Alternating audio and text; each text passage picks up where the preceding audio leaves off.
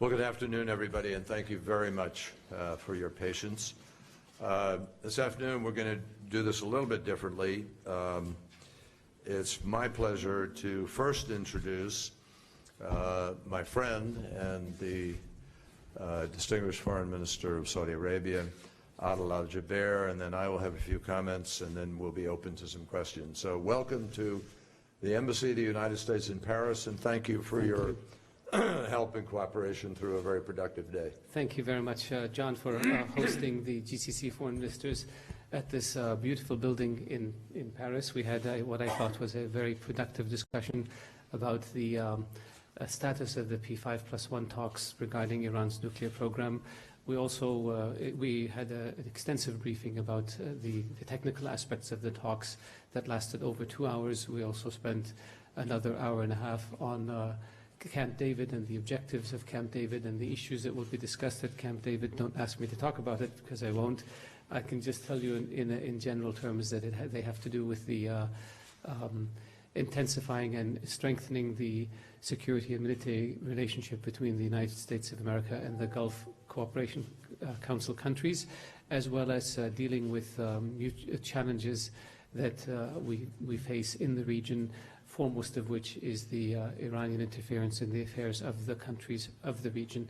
We were very pleased with the discussions. I thought they were extremely productive, very useful, and we believe that now we have a much clearer sense of what we will be discussing at Camp, what our leaders will be discussing at Camp David. And having said so, I will leave that part here. Thanks, John, for hosting that meeting, and for having it be such a productive and useful meeting for all of us. We look forward to visiting Washington and Camp David.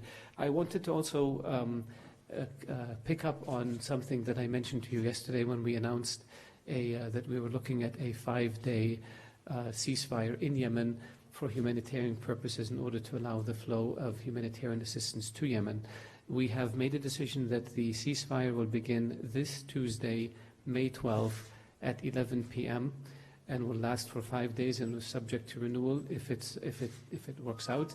The requirements are first and foremost that there is a commitment by the Houthis and their allies, including Ali Abdullah Saleh and those forces that are loyal to him, to abide by the ceasefire. As I said yesterday in Riyadh, this ceasefire will be throughout Yemen or nowhere in Yemen, and the matter is entirely up to the Houthis and their allies. During the ceasefire, there will be a continuation of the air and sea interdiction regarding the flow of weapons to the Houthis and their allies in Yemen. I'm also happy and pleased to announce that the King Salman Humanitarian and Relief Center in Riyadh will be operational on this Sunday, May 10th. It will be the location in Riyadh where a number of organizations and UN efforts and any other country that wants to participate in the distribution of aid to Yemen to coordinate is free to come and be part of it. We believe that it is critically important that all countries be able to send as much relief supplies as efficiently and as quickly to as many Yemenis as possible. As you know, that the Kingdom of Saudi Arabia, the custodian of the two holy mosques, King Salman bin Abdulaziz, ordered the contribution of $274 million to the United Nations for emergency relief efforts in Yemen.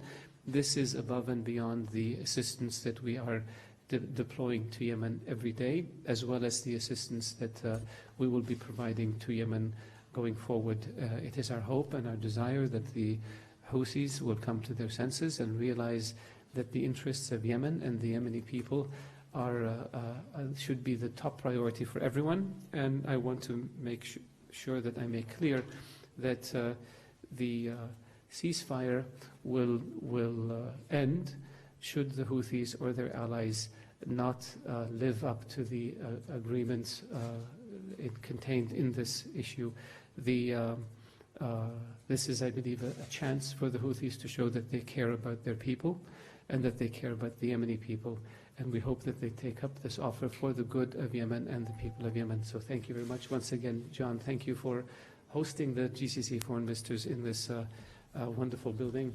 It's always a pleasure to be here and be with you and exchange views and ideas, and I think we did this today in a very positive spirit, so we thank you for this. Well, Adil, thank you very much. It was indeed constructive and positive and very, very productive, and I'm grateful to you and all of our colleagues who came here together in order to help make it that. It was well prepared, and I think in the end has really set the stage for a constructive meeting at Camp David. I'll say a word, just first, if I may, I want to start by expressing my congratulations to Prime Minister Cameron and to my counterpart, Secretary of State Philip Hammond, and their party for their defying the polls and winning an outright majority in the elections yesterday.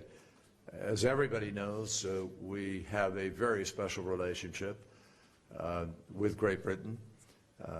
We have deeply shared interests and values. We work together on almost every issue that there is. And now there will obviously be continuity in the relationships built and in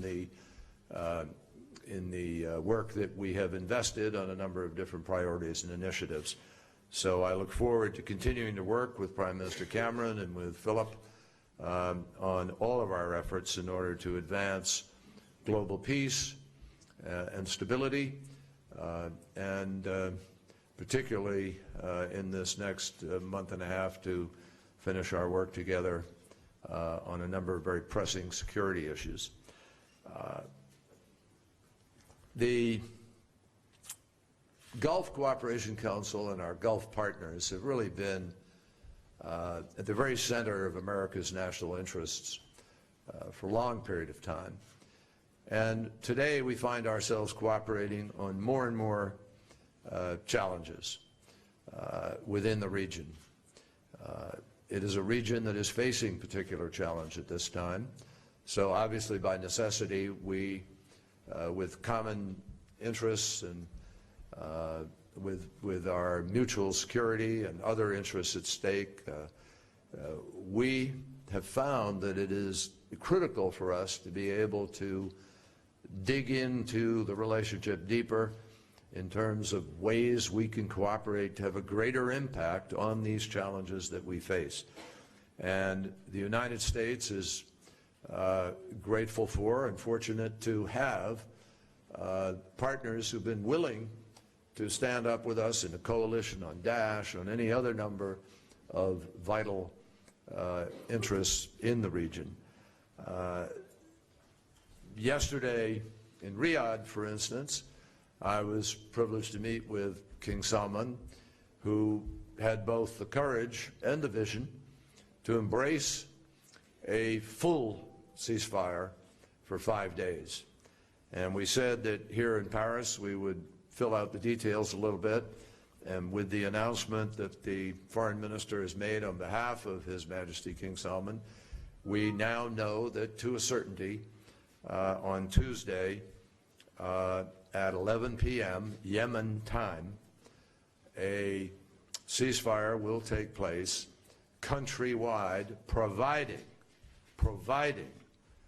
that the Houthi agree that there will be no bombing, no shooting, no movement of their troops or maneuvering to reposition for military advantage, no movement of heavy weapons or others, that the ceasefire is conditioned on the Houthis agreeing to live by these commitments. And it is a renewable commitment.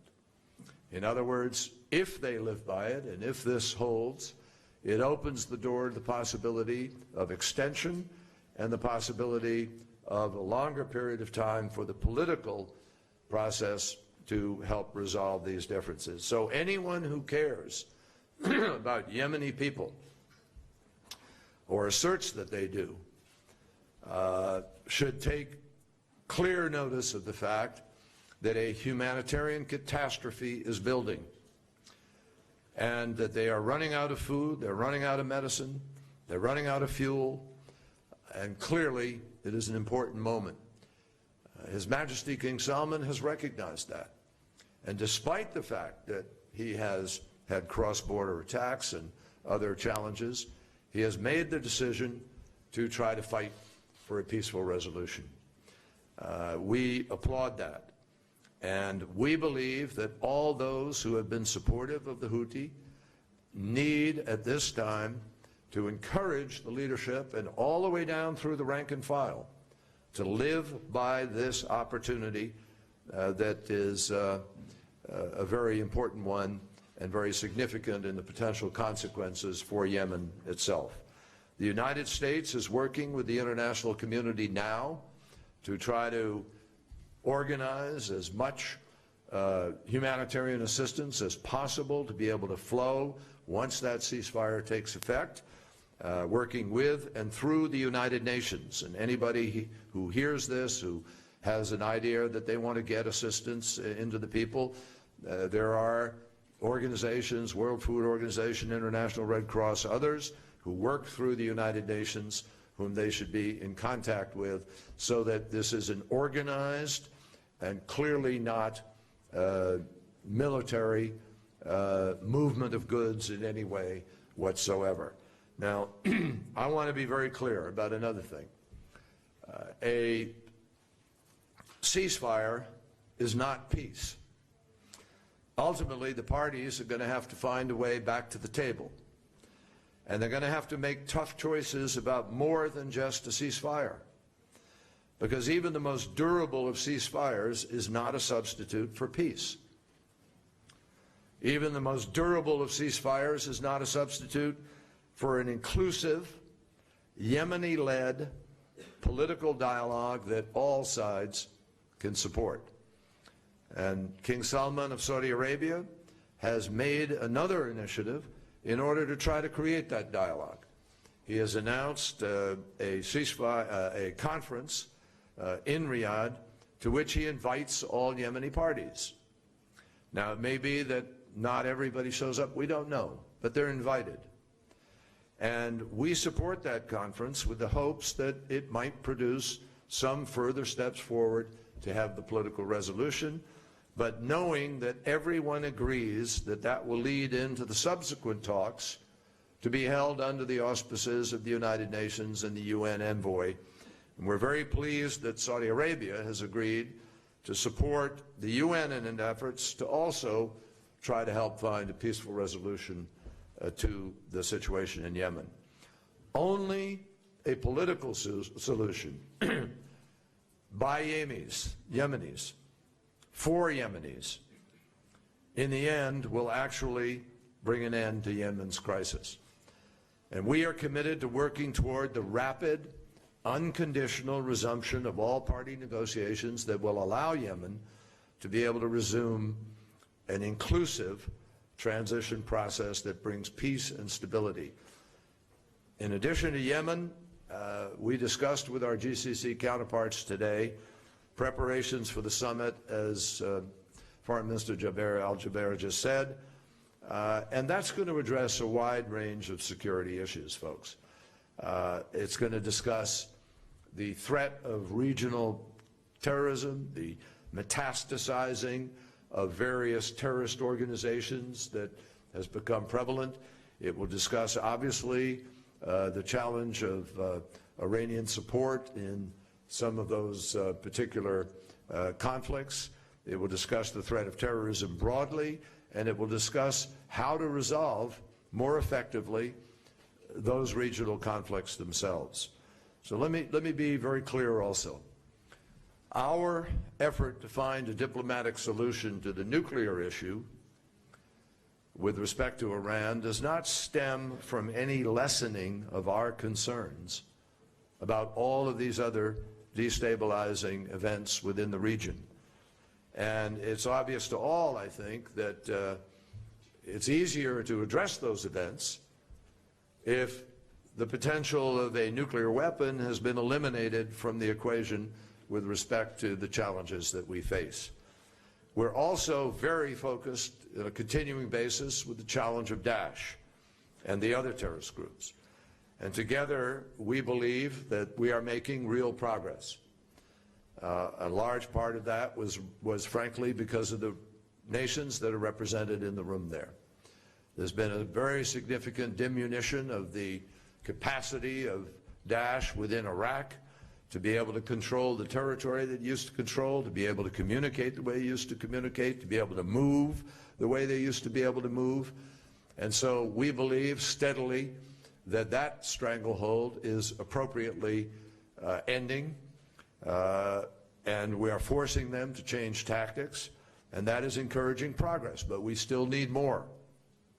And that's why we were meeting here today in addition to the other reasons that I've described, because we need to, all of us, come together in the most effective way possible to meet these newer challenges of this moment in history. And President Obama completely understands the stakes. And that's why today and at Camp David, we are fleshing out a series of new commitments that will create between the United States and the GCC a new security understanding, a new set of security initiatives that will take us beyond anything that we have had before, in ways that will ask our partners to work with us, and they will contribute and we will contribute. It is not a one-way street. It is a two-way street with mutual interests and mutual needs that need to be addressed.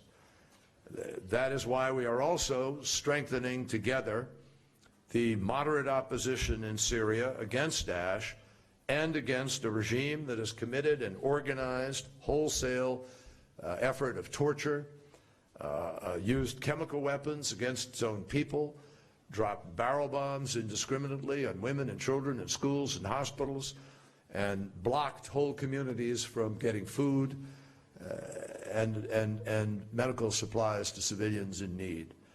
So we have a big agenda. That's why we met, and that agenda is marked by new developments almost every single day.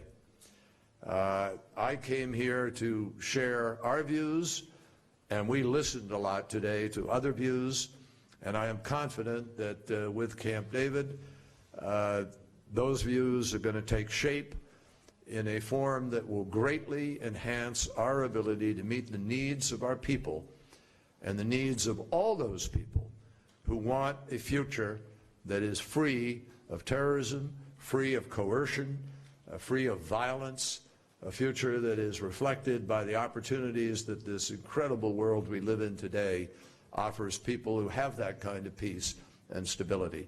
That's what we're working for, and that's what we will continue to work for. Thank you, and we'd be happy to take a few questions. First question is, hello? I'll just speak loudly. The first question is from Nicholas Rivizet of AFP. Go ahead, and I hope your microphone works. Thank you very much, Mr. Secretary and Mr. Foreign Minister. Mr. Secretary, first on Yemen, do you think that the Houthis will accept the ceasefire, and are you going to talk to your Iranian and Russian counterparts to ask them to use their influence? Secondly, Mr. Secretary, on France, the French president made a landmark visit to Riyadh. What's your take on this growing strategic relationship between the French and the Saudis? Do you see it affecting the unity of the P5+1 negotiating with Iran? And what are your thoughts on the Corker bill passing the Senate in the United States? And Mr. Foreign Minister, if I may, the coalition has declared all of Sada in Yemen a military target. How can you talk about a ceasefire and at the same time expand military operations? Thank you. Can I go first? Very simple. We said a ceasefire in 5 days on Tuesday at midnight, at 11 p.m. in the evening. The operations in Sada are in direct response to the Houthis attacking civilians in Saudi Arabia and killing civilians in Saudi Arabia. This is something that we will not tolerate. This was a grave escalation on the part of the Houthis that we had to respond to. We cannot allow people to come and lob missiles into our territory and murder our people. It's just not going to happen without there being a very, very severe response. And that's what we're doing. But the ceasefire will begin on Tuesday at 11 p.m. It will last initially for 5 days. We are in touch with international relief organizations and UN organizations to see how we can facilitate the flow of humanitarian supplies into Yemen. There are a lot of supplies in the region. We want to be able to get them into Yemen and distribute them. Whether or not we succeed in doing so will depend on what the Houthis and their allies do. If they interdict, if they advance, if they commit aggression, there will be no ceasefire. If they abide by the terms of the ceasefire, then there will be an opportunity to help the people of Yemen. And so whether there is a ceasefire or not is entirely in the hands of the Houthis. I would just add to that, if I may quickly, sort of honing in on that issue, but I think it's an important one for all of us. Really, it is not hard if you pass the word and give strict orders to your people to condition the behavior of people in the context of 5 days of requirement here. And our hope is that the Houthis will spread the word rapidly. That is the reason that it's not beginning till Tuesday. The reason is to give time, assuming people accept it, to both accept it, to have their deliberations, not to miss an opportunity, to let people outside weigh in order to give good counsel, and ultimately to get the word down to the rank and file what the rules are. And the rules are very straightforward. Don't shoot. Don't move around and start to reposition and take advantage of this. This is a humanitarian pause, and they should treat it accordingly. And if that could happen, that could be the beginning of an opportunity for a genuine transition. So as the foreign minister has said, Saudi Arabia has made the big decision. They were the ones with the aircraft. They controlled the airspace. They were flying, and they've totally said, we're not going to fly. We're not going to bomb. And they're not, you know, in every community on the ground to be the ones to initiate an action. So if the Houthi will live by this, there is a chance to move forward.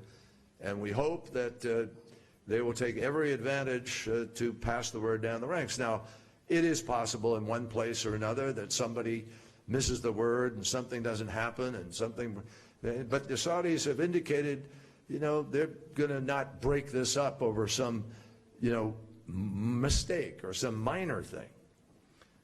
They're going to try to, you know, keep this alive, but not for some bold, significant, clear effort to attack people, move people, reposition equipment, and so forth. The rules are pretty clear, and we hope people will understand that. And we encourage the countries that have the greatest influence with them, and we will be in touch with those countries in order to try to encourage them to take advantage of this moment. With respect to whether they will accept, however, or not, obviously, we hope they will. We've had some indications that that might take place, but no certainty. And the diplomacy will now take place to try to increase that possibility. With respect to Saudi Arabia's visit, the visit that was made by the French president to Saudi Arabia, that's normal course of business, terrific. We have no issue whatsoever with it. We received a full debrief. We appreciate the relationship of Saudi Arabia with many countries. And I met this morning with Foreign Minister Laurent Fabius. We had a good discussion. I met briefly, obviously, at the Arc de Triomphe with the President. We're all on the same page. And France and the United States agree completely, as we do with the rest of the P5+1, about what we need to achieve in the agreement with Iran and what the standards are that need to apply to it. We all agree it needs to be robust, it needs to be clear, it needs to be defined, and that's what we're working towards. So we think that the visit enhances the relationship between all of us and Saudi Arabia, and that's important. We welcome it. With respect to the bill in Congress, let me just say that we've been very, very clear that the bill that was passed out by this Foreign Relations Committee was really the kind of reasonable and acceptable compromise that the President was prepared to support. And that's why he did support it, because it was changed from the original. And we're pleased to see that it's overwhelmingly passed the Senate, staying true to the bipartisan compromise. And we're very hopeful that the House is going to similarly protect this in the same way that the Senate did, and give Congress the opportunity that we think, and I as a 28-year veteran of Congress believe ought to have, to be able to review this deal in a responsible way. I was also very pleased to see that 151 members of the House of Representatives signed a letter supporting the President's efforts to achieve this deal, to achieve a good deal, and they supported the idea the President ought to be able to continue to negotiate without interference on the terms of that negotiation by the Congress. So all in all, I think it was very constructive, and we welcome where we are. Now the necessity is to get down to the nitty-gritty of the tough part of the negotiations, to get the details pinned down over the course of the next weeks. If I may, could I follow up on your questions with regards to Yemen? I want to make clear that no country in the world has given more economic assistance to Yemen than the Kingdom of Saudi Arabia has over the last 40+ years. No country in the world will give more to Yemen going forward in the future than Saudi Arabia. I have no doubt about it. We want what's best for Yemen. We want Yemen to overcome the difficult period it is going through. It was Saudi Arabia and the GCC countries that came up with the GCC initiative, which set the stage for the transition in Yemen. It was, ironically, the GCC initiative that brought the Houthis into the political process from which they were excluded. The transition was then negatively affected by former President Ali Abdullah Saleh and by the Houthis. And they tried to take over the country by force, which we would not allow. They had a militia that operated outside the control of the Yemeni government, which should not be allowed. The last thing we need on our border is a militia armed with missiles, in control of an air force that is loyal to Iran and Hezbollah. It's just not going to happen. You cannot have a normal country where one group has arms. And so our advice to the Houthis is, you are part of Yemen. You have a role to play in Yemen. You have a right to be in the Yemeni government like every other Yemeni group, but you cannot have a privileged position where you have veto power over the country or where you take over the country.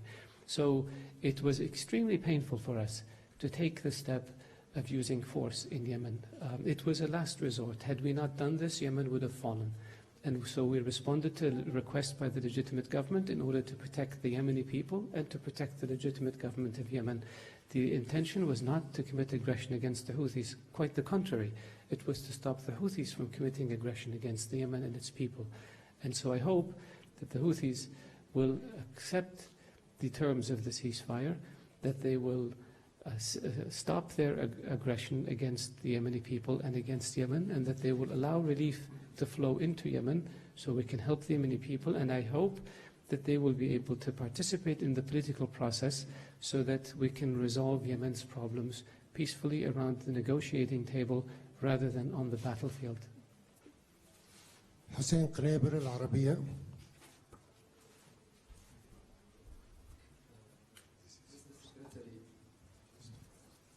Mr. Secretary, you said yesterday in Riyadh, and you have just repeated it now, that the United States is concerned deeply about Iran's action in the region.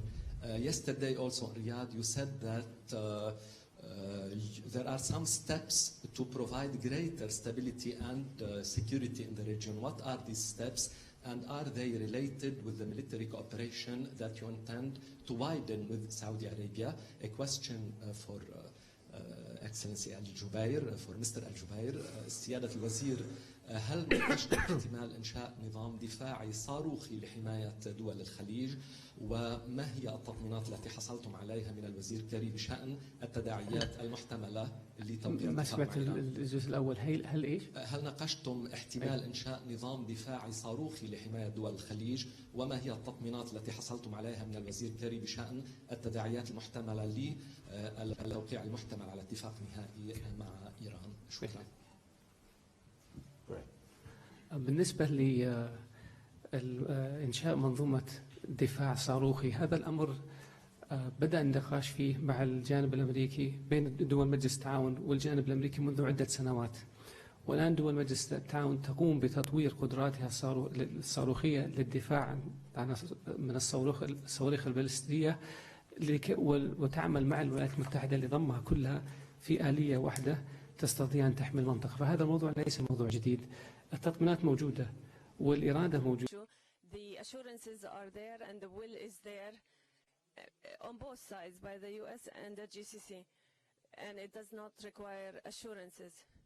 As for the assurances concerning defending the GCC, these have been in place for over 6 or 8 decades. We have witnessed in the 80s when the Soviet Union entered Afghanistan, the United States worked with Saudi Arabia to support, to defend against the Mujahideen.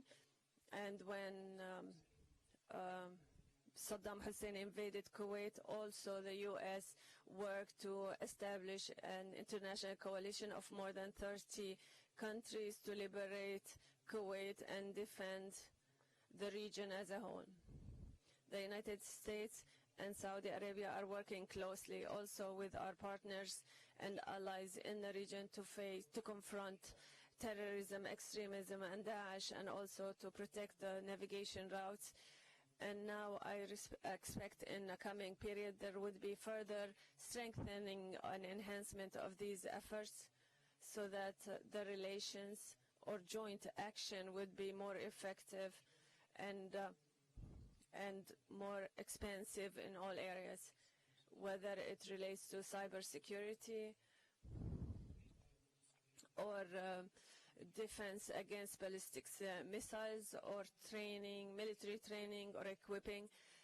These are further progress in issues that we are already working on, and it's natural for them to be enhanced and intensified between friendly countries.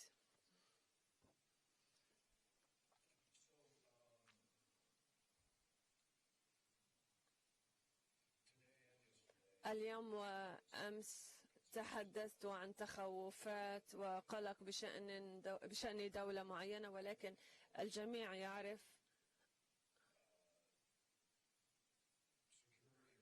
لا يوجد ترتيب. A group of countries, particularly in that region, is confined to one concern.